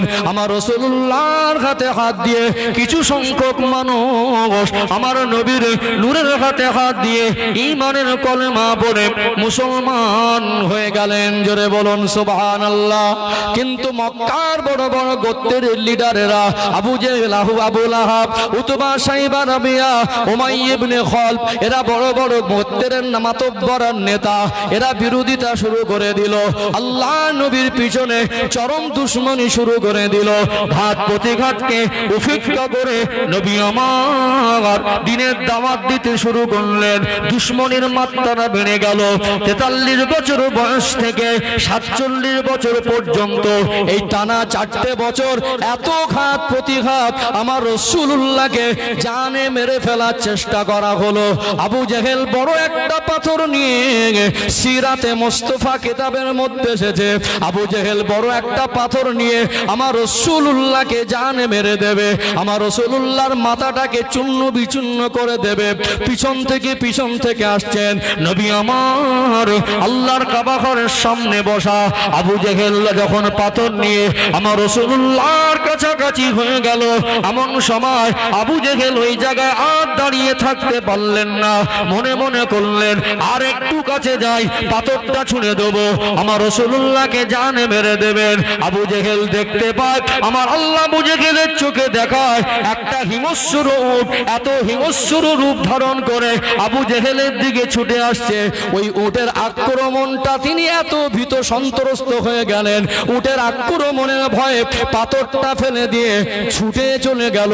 আমার আল্লাহ দয়াময় আমার রাসূলকে তিনি সব সময় হেফাজত করতেন। জোরে বলুন সুবহানাল্লাহ। সাহাবাদের উপরে জুলুম অত্যাচার হয়, কিছু কিছু সাহাবাকে জানে মেরে ফেলে শহীদ করে দেন। আমার রাসূলুল্লাহ থাকতে পারেন না আমার সামনে, আমার সাহাবাদের উপরে এত বেশি জুলুম অত্যাচার হয়, আমি রাসূলুল্লাহ আর সহ্য করতে পারি না। আল্লাহ নবী গোপনে রাতের অন্ধকারে, আল্লাহ নবীর বয়স তখন 45 বছর, হিজরতের পঞ্চম বছরে আল্লাহ নবী রাতের অন্ধকারে গোপনে গোপনে ডাকলেন কিছু সাহাবীকে, 12 জন পুরুষ আর 4 জন মহিলা, এই 16 জনের একটা দল বানিয়ে দিয়ে আল্লাহ নবী বললেন এই মুহূর্তে আপনারা মক্কায় থাকবেন না, মক্কায় থাকাটা আপনাদের জন্য নিরাপদ নয়। আমি রাসূলুল্লাহকে যেমন জানে মেরে ফেলার পরিকল্পনা হচ্ছে, ঠিক তেমনি আপনাদেরকেও শহীদ করে দেবে। আপনারা চলে যান, মক্কায় থাকাটা এই মুহূর্তে আপনাদের জন্য নিরাপদ হবে না। আপনারা হিজরত করে আবিসিনিয়ায় চলে যান। ঈমান আনার কারণে, আল্লাহকে রাসূলকে ভালোবাসার কারণে দিনের সাজানো ঘর বাড়ি, বিবি বাচ্চা, মাল সম্পদ সব কিছু রেখে দিয়ে ওই কঠিন পরিস্থিতিতে ওই 16 জনের কাফেলা কোথায় খাবেন, কোথায় থাকবেন, কোথায় সেই হাবশা, কোথায় সেই আবিসিনিয়া, কোথায় তার কোনো আত্মীয় স্বজন নেই, থাকার কোনো নিশ্চয়তা নেই, কি খাবেন তার কোনো নিশ্চয়তা নেই। তারপরেও একমাত্র আল্লাহকে আর রাসূলকে ভালোবেসে মক্কার জমিন ত্যাগ করে আমার রাসূলুল্লাহর আদেশে হিজরত করে আবিসিনিয়ায় চলে গেল। আল্লাহ নবী হিকমতে সাহাবীদেরকে পার করে দিলেন। এত ঘাত প্রতিঘাত আল্লাহ নবী চাচার কাছে এসে বলতে লাগলো, যেহেতু চাচা আবু তালেব এটা হলো মুহাম্মদুর রাসূলুল্লাহ সাল্লাল্লাহু আলাইহি ওয়াসাল্লামের একটা গার্জেন না। তখন আল্লাহ নবীর বয়স 45 বছর, 8 বছর বাদ দিলে চাচার সঙ্গে বয়স কত? 8 বাদ দেন, 38 বছরে 37 বছরের সম্পর্ক। কত বছর? গার্জেন তো মক্কার কাফেররা বলল একবার আবু তালেবকে জানাই, যদি সোজা হয়তো ভালো, না হয়তো বিকল্প ভাববো। প্রত্যেকদিন এক এক রকম ফোন দিয়ে আসতো, বেশ বড় বড় নাম করা মাতব্বর নেতা মোড়ল সব এসে আবু তালেবের কাছে হাজির। দেখো তোমার ভাই পূজা করছে, তুমিও তো কলেমা পড়ি না আমাদের দলের, তো যদি আমরা মুখ বুঝে সহ্য করি তো আমাদের নেতৃত্ব থাকবে না, সব তো মুসলমান হয়ে যাচ্ছে। আর যে কটাকে নিয়ে এমন ভাবে তারা পরিকল্পনা করেছিল এই গরিব গরিব সাহাবীদেরকে এমন ভাবে কষ্ট দেব, এই কষ্ট দেখে মক্কার মানুষ কলেমা পড়ার সাহস পাবে না। আল্লাহ রাসূল তাদের হাতিয়ারগুলোকে ছিনিয়ে নিয়ে রাতের অন্ধকারে আবিসিনিয়ায় পাঠিয়ে দিল। এই আবিসিনিয়ার বাদশা নাজ্জাশী ছিল, বাদশা নাজ্জাশী ন্যায়পরায়ণ বাদশা। আল্লাহ রাসূল চিঠির মাধ্যমে তাকে কলেমার দাওয়াত দিয়েছিলেন। এই বাদশা নাজ্জাশী তিনি ঈমানের কলেমা পড়ে মুসলমান হয়ে গিয়েছিলেন। জোরে বলুন সুবহানাল্লাহ। বাদশা নাজ্জাশীর কাছে এই কাফেররা যখন দেখলো যে 12 জনের মতো যাদেরকে আমরা টার্গেট করেছিলাম এদেরকে ধরে ধরে কষ্ট দেব, একটাকে তো খুঁজে পাইনি, খোঁজ খবর নিয়ে দেখলো এরা হাবশায় চলে গেছে। তো হাবশায় গিয়ে বলছে এরা সন্ত্রাসী। আজকে আমার দেশের কিছু কুখ্যাত মানুষ মুসলমানদের তকমা লাগাচ্ছে না। আজকে দেখুন ভিন্ন রাজ্যে যারা পরিযায়ী শ্রমিক, এদেরকে বাংলাদেশি বলে বিভিন্ন রকম অত্যাচার করছে না, করছে না? এগুলো আবু জেহেলের কিছু চালাচামটা। আজও আবু জেহেলের কিছু চালাচামটার, আবু জেহেলের চরিত্রও কিছু মানুষের মধ্যে আছে। কথা বুঝতে পারছেন না সম্মানিত ভাইরা? তো অত্যন্ত দুঃখজনক ঘটনা একটা ঘটে গেল গত রাতে। আমাদের পীরজাদা আলহাজ জুনায়েদ সিদ্দিক আল কুরাইশি ভাইজান হুজুর, তিনি বাঁকুড়া জেলাতে প্রোগ্রামে গিয়েছিলেন। তানাকেও রাস্তায় কিছু দুষ্কৃতীরা তারা সেখানে হ্যারাসমেন্ট করেছে, বিভিন্ন রকম অকথ্য ভাষায় কথাবার্তা বলেছেন। অর্থাৎ এই শান্ত বাংলা, এই বাংলার শান্তি যাতে বজায় থাকে, আমার এই পশ্চিম বাংলার মাননীয় মুখ্যমন্ত্রী এবং তার সাথে সাথে যারা পুলিশ প্রশাসনের দায়িত্বে আছে, আমি আমার জায়গা থেকে এতটুকু বলবো, ধর্ম যার ব্যক্তিগত স্বাধীনতা, ন্যায় ইনসাফ, সংবিধান যে অধিকার আমাদের দিয়েছে, যারা রাজনীতি করে তাদের প্ল্যাটফর্ম আলাদা। আমরা কোন রাজনীতির দলের দালাল নয়, রাজনীতির নেতাও নয়, রাজনীতির কথাও বলি না। আমার দেশে যখন শরিয়াত বিরোধী কথা বলবে, আমি দেশের সাধারণ নাগরিক হিসাবে হক কথাটা বলার অধিকার হাজারবার আমার আছে, আছে না নেই? যাতে শরিয়াত বিরোধী সেটা আমাদের ধর্মীয় ব্যাপার, আমরা জলসা মাহফিলে আমাদের ধর্মীয় জ্ঞান প্রচার করি। তবে এখান থেকে যখনই সংবিধান বিরোধী কোনো অন্যায় অত্যাচার আমার কওমের উপরে আসবে, সচেতন করার দায়িত্ব আমাদের আছে, আছে না নেই? আমি বলবো এই দেশের প্রত্যেকটা নাগরিক যাতে যে যার অধিকার নিয়ে শান্তিতে থাকতে পারে, পুলিশ প্রশাসনের দায়িত্ব সেটা। আপনারা যদি সাধারণ মানুষের অধিকার নিয়ে খেলা করেন, ন্যায় ইনসাফের আপনাদের হাতে যে ক্ষমতা দেওয়া হয়েছে, ন্যায় ইনসাফের ক্ষেত্রে আপনারা যদি পদক্ষেপ না নেন, আগামী দিন আরো অশান্ত হয়ে যাবে, সেদিন হয়তো আপনাদের সামলানো কঠিন হয়ে যাবে। এই জন্য আমি বলবো, আমরা শান্তিপ্রিয় মানুষ, আমার ইসলাম ধর্ম আমাদের শান্তির পথ দেখিয়েছে। ইসলাম প্রতিষ্ঠিত হলে সেখানে শান্তি প্রতিষ্ঠিত হয়। আমরা শান্তির কথা বলি। সর্বকালের সর্বযুগের সর্বশ্রেষ্ঠ মহামানব, যিনি সৃষ্টি জগতের জন্য রহমত, ইমামুল আম্বিয়া খাতামান নবিয়্যিন সাইয়্যিদুল মুরসালিন নূরে মুজাসসাম রাহমাতাল লিল আলামিন, তিনি সৃষ্টি জগতের জন্য রহমত স্বরূপ হয়ে এসে তিনি শান্তি প্রতিষ্ঠিত করে গেছেন। আমরা শান্তি চাই, যেন কোনো রকম অপ্রীতিকর ঘটনা, কোনো রকম পরিযায়ী শ্রমিকের উপর আক্রমণ, কোনো রকম ধর্মীয় প্রচারকের উপর আক্রমণ, কোনো রকম অন্যায়ভাবে সে যেই ধর্মের হোক তার উপর আক্রমণ, এটা কখনো মেনে নেওয়া যায় না। এর তীব্র প্রতিবাদ জানাই এবং আমরা এখান থেকে দাবি তুলি, যারা দুষ্কৃতী তাদের আইনের আওতায় এনে তাদের যথাযোগ্য শাস্তির দাবি আমরা জানাচ্ছি। দরকার আছে না নেই? আছে না? অর্থাৎ সম্মানিত ভাইরা, যে কথা বলছিলাম, সেই আবু জেহেল এসে বলল যে তোমার ভাইপোকে সাবধান করে দাও, তোমাকে জানানোর দায়িত্ব প্রয়োজন, একবার মনে করেছে জানাচ্ছি। কি চায় জিজ্ঞেস করো তো, ওর কি নেতা হবার শখ? আবু জেহেলরা বলছে মুহাম্মদুর রাসূলুল্লাহ সাল্লাল্লাহু আলাইহি ওয়াসাল্লাম যে দিন প্রচার করছেন, মানুষ দলে দলে এসে তার কাছে আসছেন, ও কি মানুষের কাছে নেতা হতে চায়? তো নেতা যদি হতে চায়, আমরাই নেতা বানাচ্ছি। টাকা চায় তো আমরা টাকা দিচ্ছি, মাল চায় মাল দিচ্ছি, সুন্দরী রমণী চায় সুন্দরী রমণী দিচ্ছি। আল্লাহ নবী সন্ধ্যাবেলা বাড়ি ফিরলেন, নবীজির চাচা আল্লাহ নবীকে পাশে বসিয়ে বললেন, বাবা, মক্কার মানুষ আমার কাছে এসে তোমার বিরুদ্ধে নালিশ করে গেছে, তুমি কি চাও বলো তো। তাদের দাবি দাবাগুন আল্লাহ নবীকে শোনালেন। আল্লাহ নবীর নূরের চোখ থেকে টপ টপ করে পানি ঝরছে। চাচা যান, আল্লাহ পাক আমাকে মহান দায়িত্ব দিয়েছেন। সারা পৃথিবী যদি আমার বিরুদ্ধে চলে যায়, মক্কার মানুষ তেমনি বিরোধী করছে, আমার আব্বার আদর আমি জীবনে পাইনি। আমার মায়ের স্মৃতি আমার খুব বেশি মনে নেই, 6 বছরের স্মৃতি।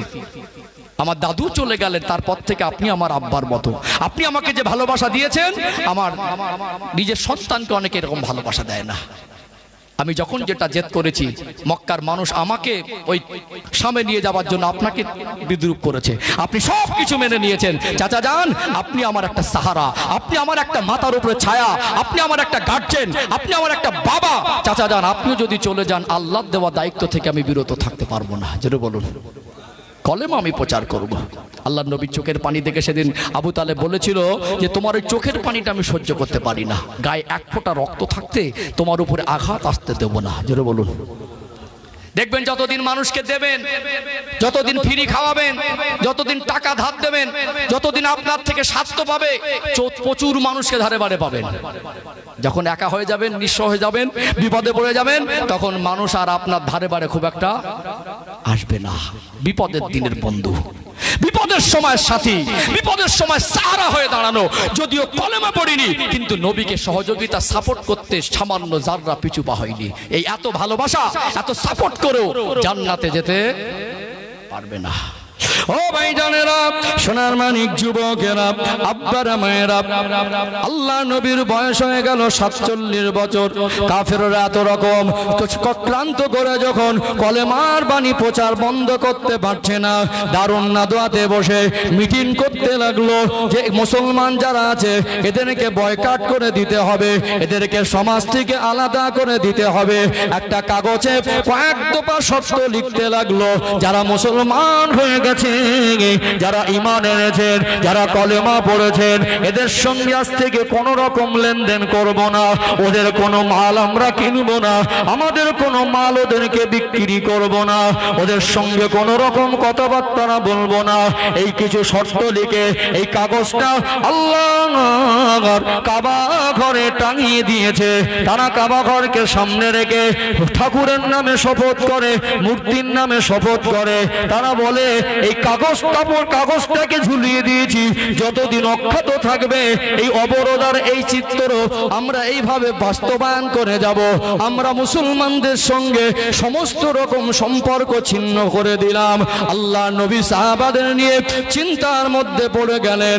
আম্মা জান হযরতে খাদিজা তাহেরা রাদিয়াল্লাহু আনহাকে আল্লাহ দয়াময় কোটি কোটি টাকার সম্পদের মালিকানা দিয়েছিলেন।